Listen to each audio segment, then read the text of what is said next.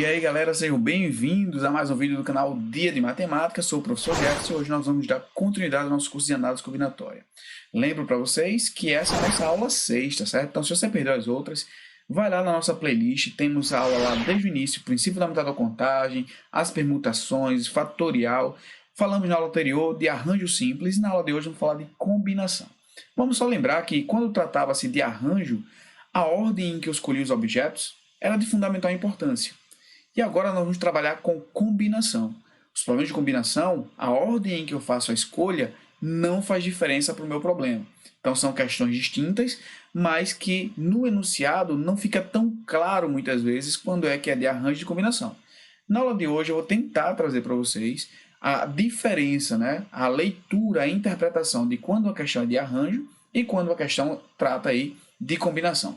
Então vamos direto aqui para a nossa aula, galera. Antes de começar, deixa eu só lembrar para vocês que é importantíssimo, tá? Essa aula aqui, ela está sendo produzida especialmente para alguns projetos que estão sendo desenvolvidos. Por exemplo, lá em cima vocês veem o projeto Ativos em Casa, desenvolvidos pelos professores do IFRN Campus Ceará-Mirim.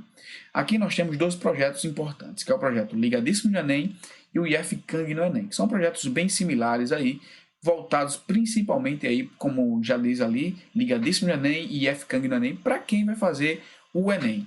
E claro, não poderia jamais, de maneira alguma, deixar de destacar a galera do Lógico, que está sempre participando das nossas aulas, dando aquela atenção nas lives, fazendo a contribuição, colaborando sempre de maneira magnífica.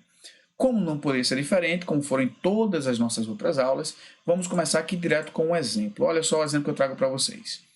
Ao se matricular em uma academia de ginástica, o aluno deve escolher apenas e necessariamente 3 das seguintes modalidades: Muay Thai, boxe, pilates, hidrojump, zumba, jump e spinning. De quantas maneiras distintas o aluno pode escolher suas modalidades?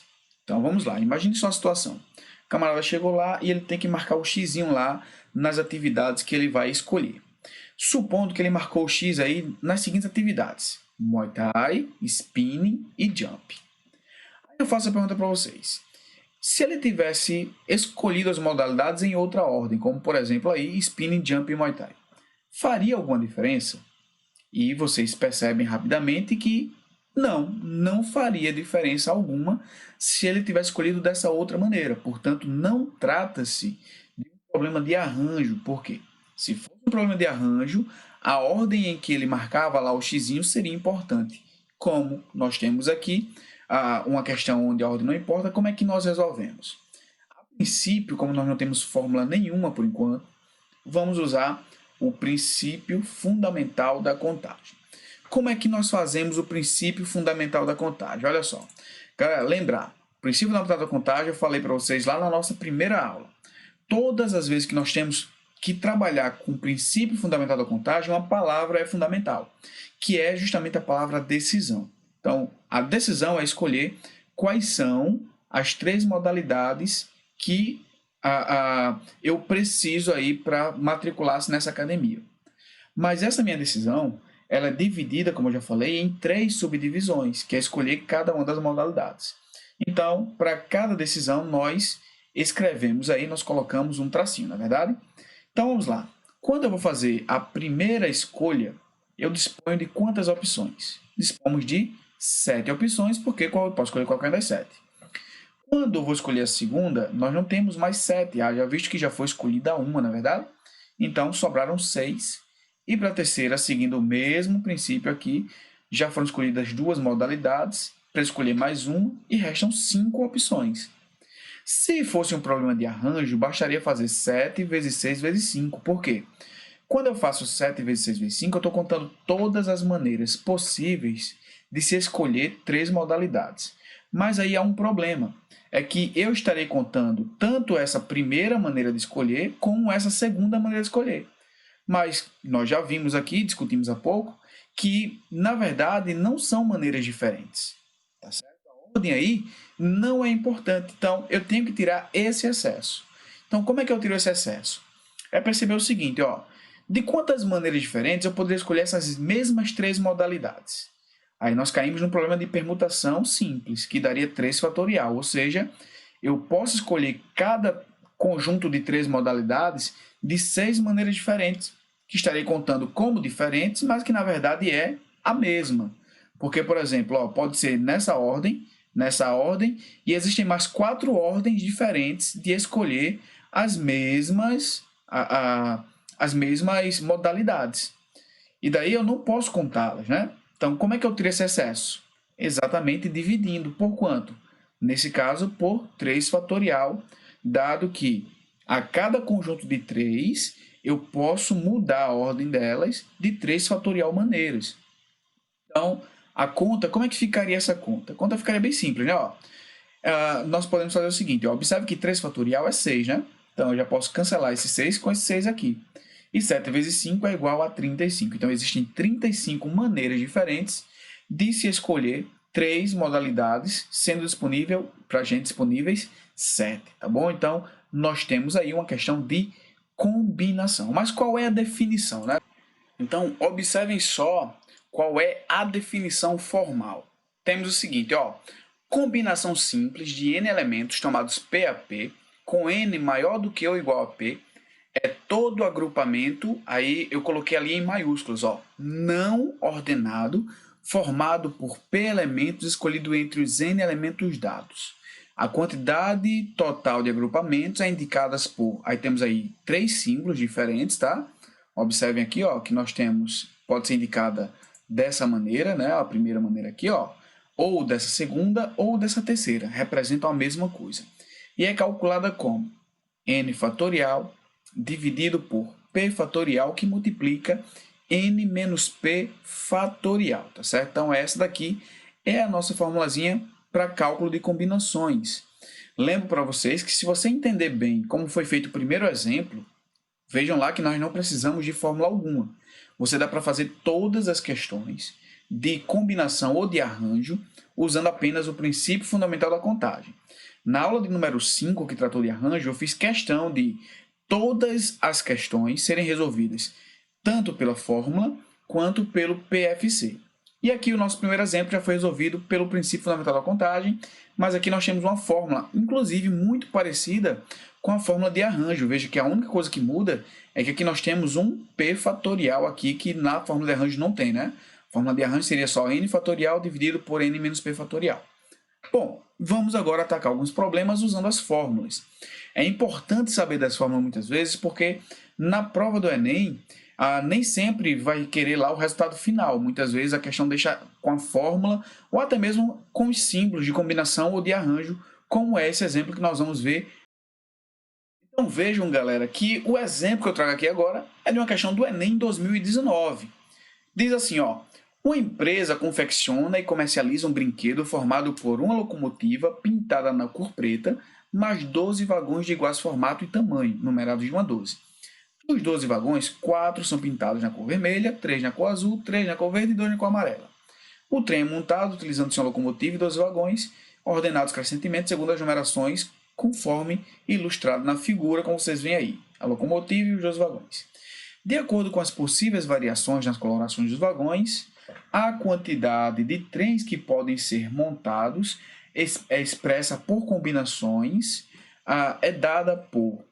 E daí vejam que nós temos todas as questões envolvendo combinações. Então, o problema já nos diz que é de combinação. Nós não precisamos nem tanto fazer essa interpretação, mas mesmo assim, eu vou trazer para vocês a interpretação do problema, porque trata-se de combinação. Imagine só que alguém diz assim, ó, Jefferson, pinte aí 4 desses vagões na cor vermelha. Aí eu vou fazer o quê? Eu vou escolher quais são os vagões que vão ser pintados de vermelho. Suponha que eu escolhi os vagões 1, 3, 5 e 7 para pintar de vermelho. Se eu tivesse escolhido os vagões 7, 5, 3, 1, seria diferente?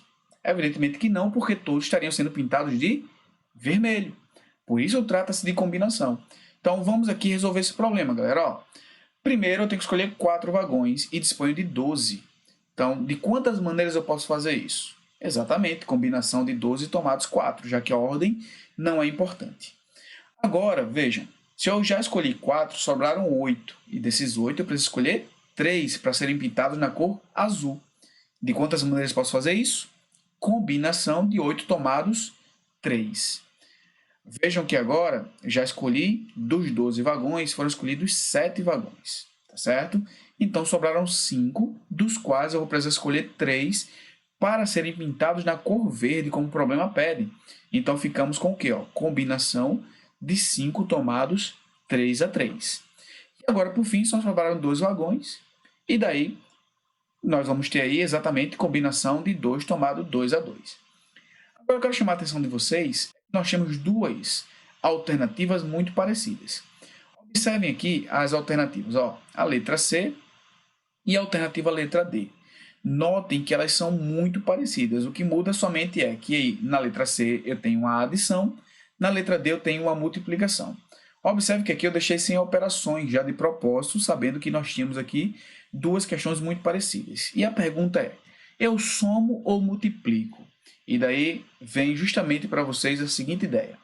Galera, todas as vezes que eu tenho que fazer uma coisa e outra coisa e outra coisa, esse i nos dá a ideia de multiplicação, tá certo?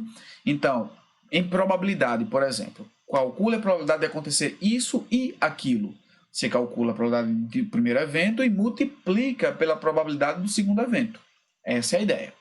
Agora, o que é que nós temos aqui? Eu tenho que, vou escolher primeiro 4 vagões e depois pintar 3 vagões e depois pintar os outros 3.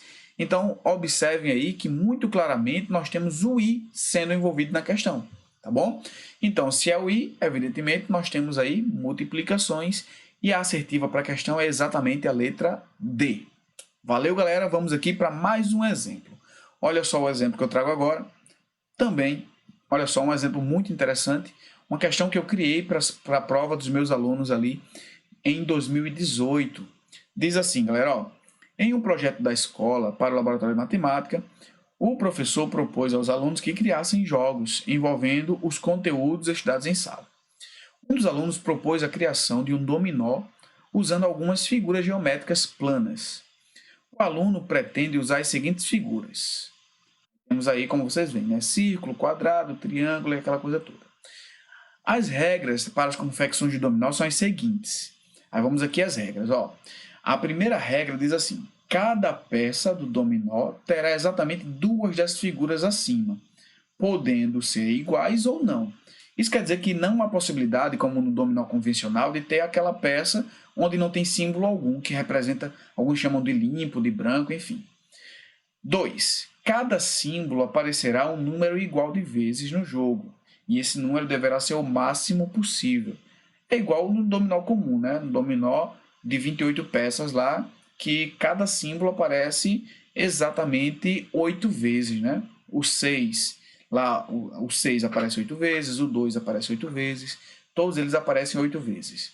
Galera, 3. Não é permitido que uma das pontas da peça desse dominó seja vazia, ou seja, estamos aqui reiterando caso você não tenha compreendido o item 1. 4. Não será permitida a composição de peças duplicadas, ou seja, a peça, por exemplo, quadrado-triângulo é a mesma peça do triângulo-quadrado, então não tem para que ter duas. Igualmente no dominó de 28 peças, tá certo? O dominó convencional. A diferença é que, ao invés de usar numerações, vamos utilizar esses símbolos que tem aí. Aí a pergunta é, sendo respeitadas as 4 regras supracitadas, calcule quantas peças terá esse dominó. Então, a primeira coisa que nós temos que observar para resolver esse problema é que ele não é um problema de combinação simples, é um problema de combinação com repetição. Por quê? Porque é possível escolher a mesma figura 2 vezes para compor a peça. Haja vista que tem as peças chamadas de carroções. Deixa eu só exemplificar para vocês. Existem as peças onde os símbolos são necessariamente diferentes, mas também existem as peças onde os símbolos são iguais, que no dominó algumas pessoas chamam de carroções, por exemplo, tá certo? Mas para que esse problema seja resolvido como um problema de combinação simples, vamos tratar aqui de maneira separada. Eu vou calcular somente, inicialmente aqui, as peças onde as figuras são necessariamente diferentes, porque aí nós teremos um problema de combinação simples. Lembrar, qual é a diferença de combinação simples para combinação com repetição? Combinação simples, eu sempre tenho que escolher coisas diferentes. na combinação com repetição. A ordem não é importante, mas eu posso escolher a mesma coisa várias vezes. Não é o objetivo dessa aula a combinação com repetição. Nós faremos um vídeo especialmente para esse tipo de combinação, tá? Então, para que o problema seja de combinação simples, vamos resolver em duas etapas. Vamos contar primeiro quantas são as peças dessa maneira aqui, com símbolos diferentes, e depois juntamos com as peças onde os símbolos são iguais. Bacana? Então, vamos começar por essas, galera. Observe que trata-se de um problema de combinação, por quê? Suponha que eu diga assim, ó, faça uma peça, tá? Desenvolva uma peça. E daí, para desenvolver uma peça, você vai ter que escolher o quê? 2 símbolos, não é verdade? Aí você diz assim, eu quero o símbolo triângulo e pentágono. Se você escolhesse pentágono e triângulo, não faria diferença, porque a sua peça é a mesma. É por isso que trata-se de um problema de combinação simples. Então, temos o seguinte, ó, tenho 9 símbolos, como vocês veem lá, e inicialmente, para compor cada peça, eu vou precisar de 2. Então, para compor uma peça, eu vou ter combinação de 9 tomados 2. Ok? Feitas as continhas aqui, ó, substituindo na fórmula, temos 9 fatorial dividido por 9 menos 2 fatorial e 2 fatorial. Fazendo continhas aqui, né, 9 menos 2 temos aqui 7 fatorial. E lembrar, né, daquela simplificação, nós fazemos o 9 somente até chegar no 7. Por quê? Porque nós podemos cortar esse 7 com esse 7. Nos é conveniente. E agora ficamos com o seguinte, ó, 9 vezes 8 dividido por 2. Eu ainda poderia simplificar mais ainda, né? Ó, 8 dividido por 2. Aqui nós temos 4. 4 vezes 9, 36. Então, quer dizer que as peças com símbolos diferentes são em número de 36. Eu consigo formar 36 peças diferentes com símbolos diferentes. Essa é a ideia. Mas aí não podemos esquecer dos carroções, né? As peças onde os símbolos são iguais. Pessoal, se são 9 símbolos, quantos carroções eu consigo? Eu consigo 9 carroções. Então, basta somar. Ó. Com 9 carroções, nós ficamos com 45 peças. Isso quer dizer que esse dominó ele é composto de 45 peças diferentes. Tá ok? Então, mais uma questão para conta. Espero que vocês tenham compreendido. Lembrar sempre, galera, se você está gostando do nosso trabalho, tá certo? Se você tá gostando das aulas, dá aquele joinha, tá certo? Para fortalecer o canal. E caso alguma coisa aqui você não consiga compreender, lembro para vocês que temos o meu Instagram particular, que é o @jeffersonmatemática. Estarei lá aberto para vocês para resolver, tirar qualquer dúvida de vocês com relação à nossa aula. E também tem os nossos comentários aqui desse vídeo, beleza? Bom, vamos para mais um exemplo. Olha só, caso você ainda não tenha compreendido, vamos ter aí mais uma oportunidade. Questão também que eu criei para os meus alunos, esse aí já em 2019. Diz assim, ó, desde 24 de maio de 2015, o preço mínimo para uma aposta na Mega Sena passou dos R$ 2,50 para R$ 3,50. Isto é, ao escolher 6 números, o valor dividido é R$ 3,50. O valor a ser pago deve ser R$ 24,50. Para uma aposta de 8 números, o valor cobrado é de R$ 98,00, como vocês veem na tabela aí. E esse valor aumenta substancialmente quando aumentamos a quantidade de números, como podemos ver na tabela. Então veja aí na tabela, galera, ó, que quando você escolhe 3 números, você paga R$ 3,50. E daí quando você vai aumentando aqui, ó, aumentou só um número, mas o valor já aumentou bastante. Ó. E daí a pergunta é, qual deve ser o valor cobrado para o bilhete com 12 números escolhidos? Aí vamos entender como isso acontece. Antes, deixa eu só colocar aqui a figurinha da sorte. O seguinte, galera, ó, explicar para vocês que por que é que nós fazemos, por que nós temos um problema de combinação aqui. Imagine só que uma pessoa escolheu 7 números. Evidentemente, não vai sair os 7 números porque só são sorteados 6. Mas quando eu escolho 7 números, eu estou apostando ali em quantas combinações diferentes. De quantas maneiras diferentes podem sair 6 daqueles 7 números que eu escolhi. Observe aqui que a ordem não é importante. Por exemplo, se eu escolhi os números 1, 2, 3, 4, 5, 6 e 7, tá certo? E saiu os números 1, 2, 5, 6 e 7, por exemplo, eu estarei ganhando aí do mesmo jeito, porque eu não aposto qual é a sequência que vai sair o número. Eu aposto nos números. Então, a ordem aí, ela não é importante. Então, a grande questão é de quantas maneiras diferentes podem sair 6 dos 7 números que eu escolhi. No caso aqui, que nós estamos resolvendo, são 12 números. Então, é justo que eu pague pela quantidade de combinações. Então, a pergunta é, quantas combinações diferentes eu tenho se eu escolho 12 números diferentes? E daí vamos aqui para a resolução da nossa questão. Se eu tenho 12 números e só são sorteados 6, então de quantas maneiras diferentes podem ser escolhidos 6 desses 12 números? Aí nós temos o seguinte, ó, 12 fatorial dividido por 12 menos 6 fatorial vezes 6 fatorial. Essa daqui nada mais que é a fórmula da combinação, como nós já conhecemos. Fazendo as continhas, ficamos com 12 fatorial dividido por 6 fatorial e 6 fatorial. Vamos lembrar que vai ser conveniente aqui fazer o quê? O 12 até o 6, não é verdade? Então temos, ó, 12 vezes 11 até o 6. Podemos cortar esse 6 com esse 6 aqui. E aí nós ficamos com essa conta enorme. Dá para simplificar muita coisa aqui. Por exemplo, ó, eu posso fazer 6 vezes 6 que dá 12, cortar com esse 12, enfim. Fazer aqui algumas simplificações e nós chegamos ao resultado de 924. O que significa esse número? Significa que dos 12 números que eu escolhi, existem 924 sequências diferentes aí de serem escolhidos 6 números aí, ou seja, eu tenho 924 chances, vamos assim dizer, de ganhar. Então, é como se eu tivesse feito aí 924 jogos. E o preço de um jogo custa quanto? R$ 3,50. Então, o valor a ser cobrado é exatamente 924 vezes 3,50, que custa aí R$ 3.234. Então, geralmente, quando você faz parte de uma empresa, quando chega ali no final do ano, para a Mega da Virada, a galera junta-se para fazer um bolão, né? Então, cada um escolhe um número, entra com um determinado valor, e daí é dessa maneira que é calculado quanto é que vai ser o valor do jogo. Bacana, galera? Então, espero que vocês tenham entendido, espero que tenha ajudado vocês com essa questão de combinação.